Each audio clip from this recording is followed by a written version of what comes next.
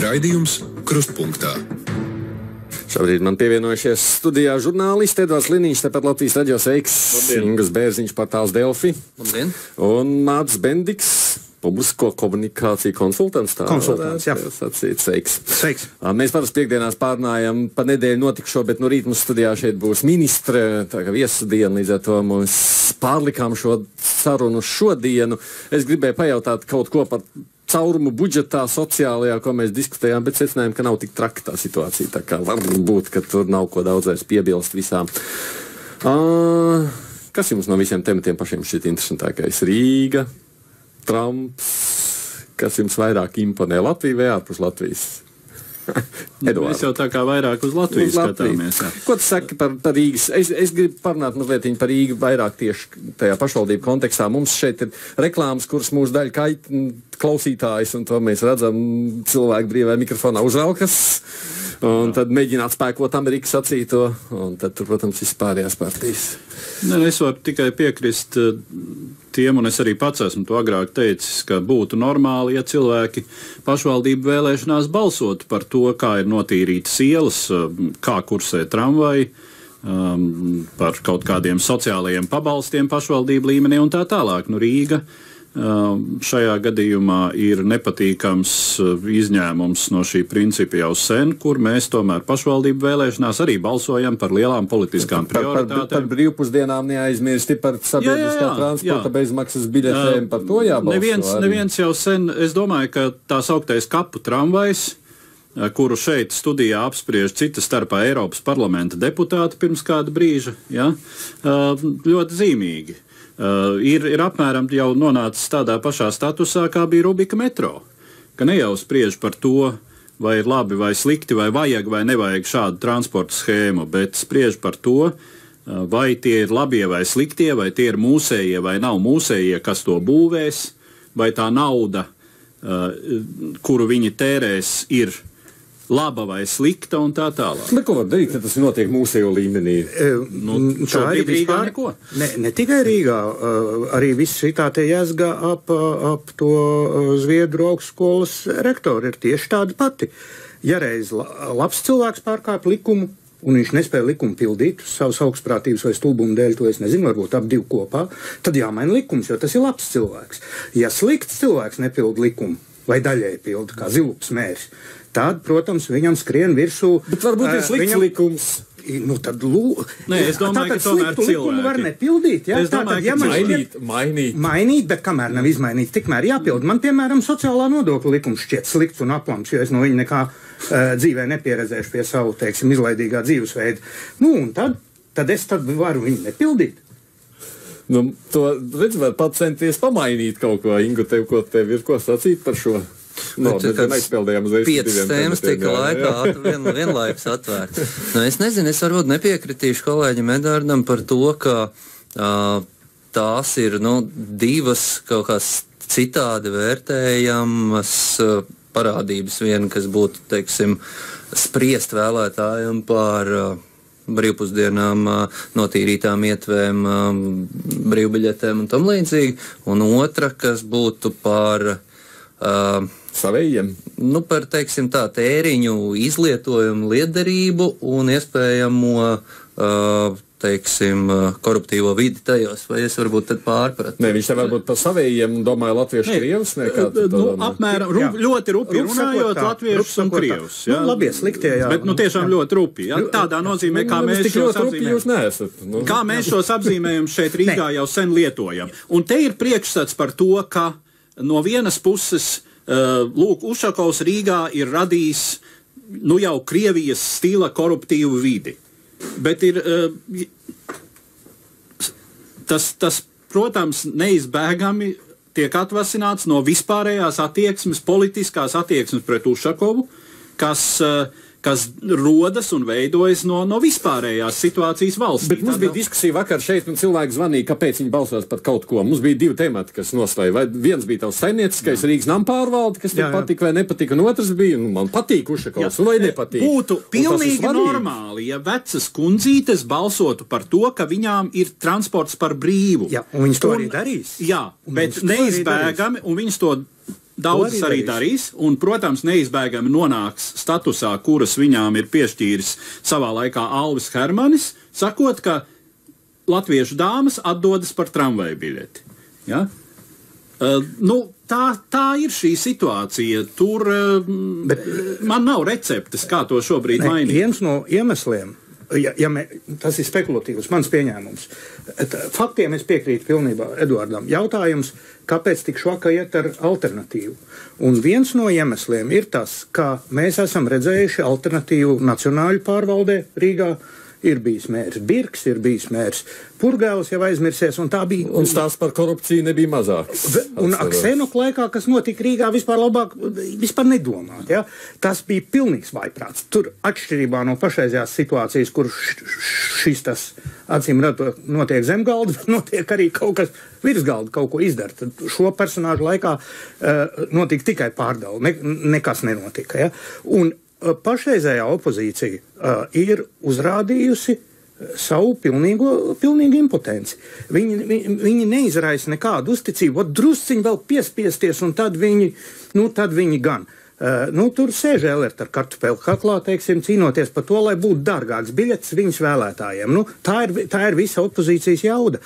Un līdz ar to tā problēma, par ko balsot, būs ļoti daudziem cilvēkiem, kas ir Rīgas vēlētāji. Man tā skaitā, es esmu deklarēts Rīgas iedzīvotājs, daļa man nodokļi nonāk šeit. Tev Ušakovs nepatīk? Man vispār, teiksim tā, šī te pārvaldes forma, man nešķiet pārmēru laba. Ja? Es neesmu par to, ka, lai vara Rīgā nemainās, ka tik būtu Ušakovs. Ja? Tā es neteiktu. Katrā ziņā var labāk. Pilnīgi noteikti. Bet pilnīgi noteikti. Tas nebūs, teiksim, tur pulks vai cits kāds iefiņš. Ja? Līdz ar to man būs problēma. Un kā mēs tagad redzam, tikko kā ir kārtējā aprēķina laulība izdarīta, ja? Tā tad krasi liberālā partija Puts, kā viņi sauc to Latvijas attīstībai, parakstījusi līgumu ar bezgalīgo intelekta milzi Bondaru, kurš kopumā aizstāv pilnīgi visas Stepaņenko un šitās idejas, parlamentā. Un Armēņa radio reiz jautāja, vai var būt veiksmīga aprēķina laulība. Un atbildi ir tāda, var, aprēķins pareizs. Un man šeit nav tas gadījums. Tev vēl par Jurašu paliek ko balsot, vai ne? Tā kā tev vēl pagaid. Tu vēl var apdomāt tagad, lai Ingus saka, par ko viņš balsos. Nē, es noteikti nevaru pateikt, par ko es balsošu, bet es varu piekrist Mārcim, nākot uz raidījumu, atcerējos to vienu britu slavenu politiķa 19. gadsimta teicienu par to, ka vara samaitā, bet absolūti var samaitā absolūti. Ja? Un es domāju, ka ļoti daudz no Mārča pieminētā zemtepiķa, kas šobrīd tur notiek, bet ko, ne opozīcija vārguma dēļ, ne mēdīju inertuma dēļ, ne pilsoniskā sabiedrība arī kaut kāda vēlns, viņi zina kādiem aslu dēļ, neesam to tepiķi pacēluši, bet gan kontekstā ar kapu tramvajiem, gan kontekstā ar Rīgas satiksmī, gan kontekstā ar, kas tur vēl? Baroni. Var just, ka zem tā tepiķi. Un no šī viedokļa, gandrīz gribēju citiem vārdiem pateikt to pašu, ko Mārcis tikko pateica, ka ļoti droši vien tādai attīstībai veselīgi būtu, ja pašreizējā vara nenoturētos, bet alternatīvie piedāvājumi ir šausmīgi vāji. Kāpēc? Jūs varat pateikt, kāpēc? Jo, labi, mēs te pieminējām šobrīd vienu lietu, kā to naudu dala, un tas vienmēr ir diskutabls jautājums, vai šim vai tam, vai ne? Man ir aizdomas, ka no politiskās taktikas viedokļa gluži intuitīvi tātad valstī pie varas esošā pozīcija, konjunktūra, šo situāciju jūt kā sev ļoti ērtu. Tātad ir šis sadalījums valsts līmenī, mēs esam valdošie ar saskaņas centru plus mīnus kā mūžīgo opozīciju, mūžīgi apdalītajiem un cietējiem, un tas viņiem ir izdevīgi valsts līmenī. Savukārt Rīgā ir otrādi, tur pie varas ir Krievi, un mēs esam mūžīgie cietēji un apdalītie un ciešam. Un politiski, taktiski sava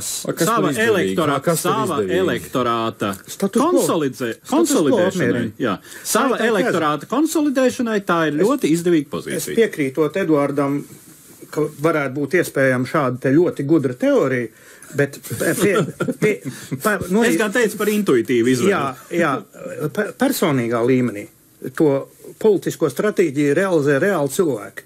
Tādi ar bankas kontu, ar hipotēku, ar sievas mātu un tā tālāk. Ja?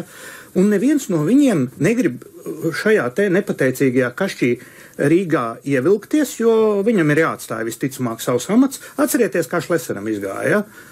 Kas Krievu tautas teiciens ir podņau, mēs tu paķerjau. Ja? Viss cauri nav ir Šleseri. Ja? Tiem ir jāpaceļās, jāiet kauties bezcerīgā kautiņā ar Rīgas pensionāriem, kuri viņi neko vairāk apsolīt nevar. Viņi vienīgais var solīt, ka viņi kaut ko neatņems. Viņi vairāk apsolīt nevar. Un esošajai Rīgas valdīšanai ir tā priekšrocība, ka viņi ir iedevuši. Un viņi ir iedevuši tik daudz, ka vairāk iedot nevar. Nu, nevar būt tā, ka pensionāram piemaksās 10 centīm pa katru braucienu. Ja? Tas, ka nevienam no mums, ja mums piedāvāt kļūt par Rīgas mēra kandidātiem, nebūtu ko likt pretī, tāpēc, ka tur nav ko likt pretī, jā. Tam es piekrītu, bet jautājums ir, ja šī teorija tāda ir, ka šis status quo ir svarīgs tāpēc, lai savukārt tie, kas notur varu valsts līmenī, turpināt noturēt varu, tad mēs pieņemam, ka viņiem ir uz rezervistu soliņa kāds, kurš, ja gribētu, varētu kļūt par Rīgas mēru un varētu eleganti vinēt. Kur tad viņš ir? Nē, man ir atbilduši. Ja kaut kur ir redzams personāžs, kurš var labi uzstartēt, un viņam ir variants iet riskantās vēlēšanās uz Rīgas domu un sēdēt tur opozīcijā kartupeli kaklā, vai puslīdz droši ietikt Briseles parlamentā, tā izvēle ir relatīvi vienkārša. Es gribētu teikt primitīvi vienkārša. Un katrs, kas kaut cik Latvijas politiķis, kurš diezgan brīvi māk lasīt un rakstīt, un tie nav vairākums, tie mazākums. Tie, kas brīvi māk paši lasīt un paši rakstīt, tie vairums jau ir Briselē. Tas nozīmē vienotības, tāpēc vienotības iesi Briselē, vai ne? Tāpēc te neviens vairs nav palicis. Tāpēc tērzeme nobruka, tāpēc, ka labākie viņu cilvēki, tur Zīle, Krasts, kas tur vēl bija, ja? Viņi trīs deputātus dabūja vienā rāvienā, un tērzeme vietējā sabruka, un viņi dabūja pievienoties diezgan marginālai un tādai amizantai organizācijai, lai kaut cik saglābtu sevi. Visu Latvijai, protams. Ja? Tātad iemesls bija tas, ka viņiem tas soliņš aizgāja. Aizgājas Brisele. Bet, skatoties, nav jau tā, cik pelnu šobrīd Dušikovs nemazāk par Pabriku, tad man liekas tajā galā, vai ne, vai Amerikas. Viņiem tās algas ir labas, tik Eiropas parlamenta deputāti nemaz īpaši. Jā, bet un kreņķu gan. Jā, un opozīcijas deputāti cik pelna? Un cik bieži dabū paspīdēt kaut kur? Un vai viņiem ir 20,000 ofisu uzturēšanai? Katram Eiropas parlamenta deputātam bez viņa algas ir 20,000 ofisu. Bet kāda jēga censties par Saeimas deputātu tik ļoti pleisties, ja tur tā alga ir 3 reizes mazāk nekā Rīgas mēram, pieņemsim, vai ministrs? Droši vien, ka tur jau arī īpaši neplēšās. Vai rezultāts ir redzams? Aidi, kā tu esi ievērojis, ka deputāts Valdis Skujiņš ir briesmīgi plēsies par kaut ko? Viņš ir deputāts.